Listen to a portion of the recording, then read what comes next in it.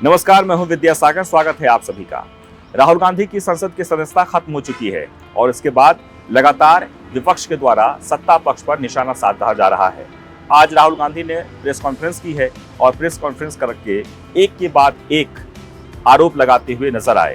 राहुल गांधी ने सीधे सीधे कहा कि मेरा जो अगला भाषण था उससे पूरी सरकार डर गई थी, खासकर प्रधानमंत्री डर गए थे। मेरा मुद्दा एक ही है कि अदानी से प्रधानमंत्री जी का रिश्ता क्या है। अदानी मामले में अब तक सरकार की तरफ से क्यों नहीं कुछ कहा जा रहा है। ये एक बहुत बड़ा करप्शन का मामला है, ये कह रहे थे राहुल गांधी। उन्होंने ये भी कहा कि सुप्रीम कोर्ट से अगर, यानी पत्रकारों के सवाल पर कि सुप्रीम कोर्ट से अगर उन्हें राहत मिलती है और उनकी, तो क्या लोकसभा स्पीकर की तरफ से संसद की सदस्यता को बहाल किया जा सकता है। तो उन्होंने कहा कि अब इसमें ना तो मुझे उम्मीद है ना उम्मीद में इंटरेस्ट है, और हम तो ये भी चाहते हैं कि हमें हमेशा के लिए डिस्क्वालीफाई कर दें, यानी संसद से हम अपना काम जारी रखेंगे, हम अपनी तपस्या जारी रखेंगे, क्योंकि हमें देश की जनता के लिए काम करना है।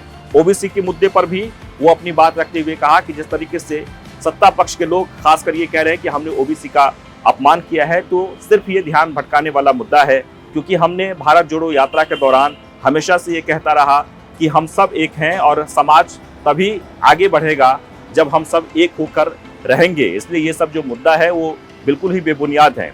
ऐसे में राहुल गांधी ने एक के बाद एक तमाम आरोप लगाए, तमाम बातें कही, और फिर सत्ता पक्ष की तरफ से यानी कि बीजेपी की तरफ से भी प्रेस कॉन्फ्रेंस करके राहुल गांधी को जवाब दिया गया है।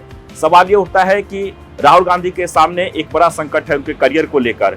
उनकी संसद की सदस्यता खत्म हो चुकी है, हालांकि सुप्रीम कोर्ट में ये मामला आ गया है। बीजेपी की तरफ से ये भी कहा जा रहा है कि जब सजा सुना दी गई, फैसला आ गया, तो कांग्रेस में इतने बड़े बड़े वकील होने के बावजूद भी राहुल गांधी के मामले में हाई कोर्ट में क्यों नहीं तुरंत अपील किया गया।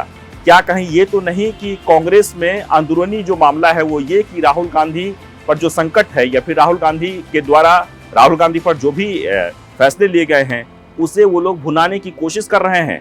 और राहुल गांधी ने भी ये कहा कि प्रधानमंत्री जी पैनिक हो गए और उन्होंने विपक्ष को एक बहुत बड़ा हथियार हाथ में थमा दिया है, और इसका फायदा विपक्ष को जरूर मिलेगा, क्योंकि हम 2024 में इसी मुद्दे को लेकर देश की जनता के सामने जाएंगे। कर्नाटक चुनाव को लेकर भी उन्होंने कहा। सवाल ये होता है कि क्या वाकई में अगर राहुल गांधी जिस तरीके से आक्रामक तरीके से बात रख रहे हैं, जो बातें कही जा रही है और जो फैसला लिया गया है, उससे विपक्ष को फायदा होगा, ये एक बड़ा सवाल है। लेकिन सत्ता पक्ष की तरफ से, और वैसे भी उदाहरण है कि ऐसे कई मामले हैं जिसमें हमेशा से भी जिसे भी सजा मिली है उसे डिस्क्वालीफाई किया गया है, चाहे वो संसद से हो या फिर विधानसभा हो। और वो सिर्फ कांग्रेस ही नहीं, बल्कि देश के तमाम जो बड़ी पार्टियां हैं उसके नेता यानी उनके सांसद या विधायक डिस्क्वालीफाई हुए हैं। अब सवाल ये उठता है कि क्या राहुल गांधी के मुद्दे को लेकर क्या विपक्ष इसे भुनाने की कोशिश कर रहा है। विपक्ष इसी मुद्दे को लेकर जनता के बीच जाना चाहता है, और इसका कितना फायदा होगा, इसका जवाब हम आपसे भी चाहते हैं। धन्यवाद।